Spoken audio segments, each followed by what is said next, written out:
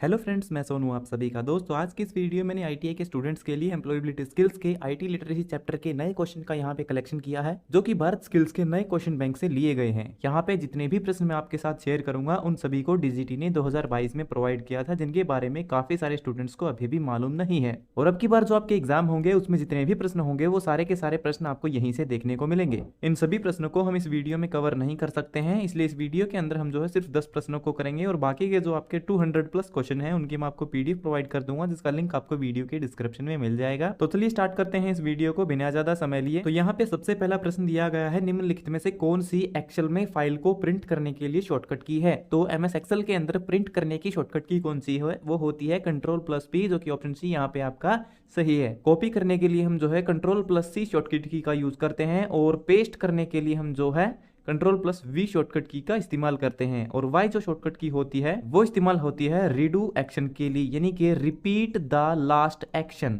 दूसरा प्रश्न है, एक लाइट सेंसिटिव डिवाइस जो ड्राइंग, प्रिंटेड टेक्स्ट या फिर अन्य इमेज को डिजिटल रूप में परिवर्तित करता है, वो कौन सा है। एक ऐसा डिवाइस जो कि हार्ड डॉक्यूमेंट को सॉफ्ट डॉक्यूमेंट में कन्वर्ट कर दे उसे हम कहते हैं स्कैनर, जो कि ऑप्शन सी यहाँ पे आपका सही है। स्कैनर एक इनपुट डिवाइस है। इसके अलावा जो प्लॉटर होता है वो एक तरह का हाई क्वालिटी प्रिंटर होता है, जो कि कंप्यूटर का एक आउटपुट डिवाइस है। तीसरा प्रश्न है, लो लेवल लैंग्वेज को डैश भी कहा जाता है। तो कंप्यूटर लाइन के अंदर जो लो लेवल लैंग्वेज होती है वो होती है आपकी 0101 इन कैरेक्टर से मिलकर के जो भी प्रोग्राम लिखा जाता है वो लो लेवल लैंग्वेज का प्रोग्राम होता है। और प्रथम पीढ़ी के जो कंप्यूटर थे उनमें लो लेवल लैंग्वेज का इस्तेमाल किया जाता था और इस लैंग्वेज को जो है मशीन लैंग्वेज यानी कि मशीन भाषा के नाम से भी जाना जाता है, जो कि ऑप्शन सी आपका सही है। चौथा प्रश्न है, सेकेंडरी स्टोरेज डिवाइस है। तो कंप्यूटर के अंदर तीन तरह के स्टोरेज डिवाइस होते हैं, इंटरनल जिसे हम प्राइमरी स्टोरेज डिवाइस भी कहते हैं, दूसरे होते हैं एक्सटर्नल जिन्हें हम सेकेंडरी स्टोरेज डिवाइस भी कहते हैं। इसके अलावा जो तीसरे होते हैं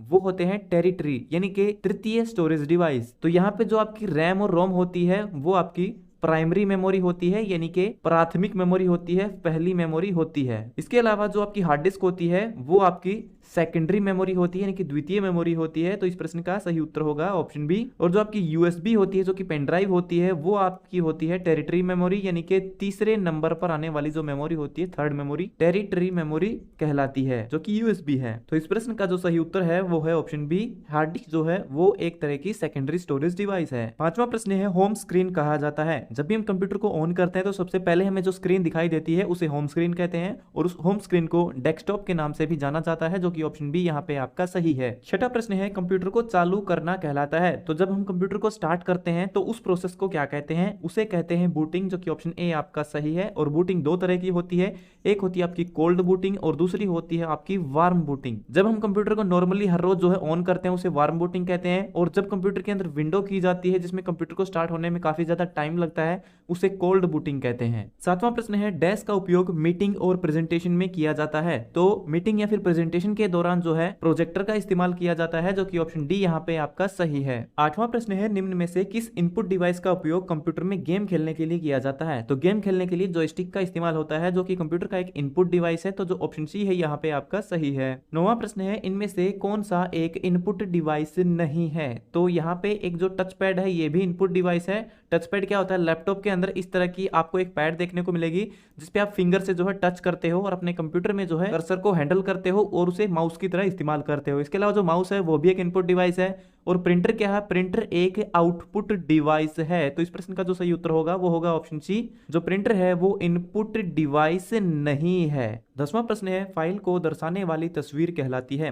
तो कंप्यूटर के अंदर जो भी फाइलें सेव होती है उनको जो है जब हम क्लिक करते हैं तो क्लिक करने के लिए हमें एक इमेज दिखाई देती है, उस इमेज को हम कहते हैं आइकन, जो कि ऑप्शन सी यहाँ पे आपका सही है। जैसे यहाँ पे नीचे की तरफ आप देख सकते हैं ये सब जो हमें इमेज दिखाई दे रहे हैं, जैसे ये क्रोम का आइकन है, ये फाइल मैनेजर का आइकन है, ये एमएस वर्ड का आइकन है। तो ये अलग अलग इमेज है और इमेज से हमें पता चल रहा है कि ये किस प्रकार की फाइलें हैं, ये कौन से सॉफ्टवेयर है, कौन सी एप्लीकेशन है। तो किसी भी फाइल को दर्शाने वाली जो तस्वीर होती है, जो इमेज होती है, उसे आइकन कहते हैं, जो कि ऑप्शन सी आपका सही है। तो ये था हमारा आज का वीडियो जो हो गया कंप्लीट। उम्मीद करता हूँ ये वीडियो आपके लिए फायदेमंद रहेगा। अगर आपका कोई और सवाल है तो वो भी आप कमेंट बॉक्स में लिख करके पूछ सकते हो। तो मिलते हैं हमारी अगली वीडियो में, तब तक के लिए नमस्कार।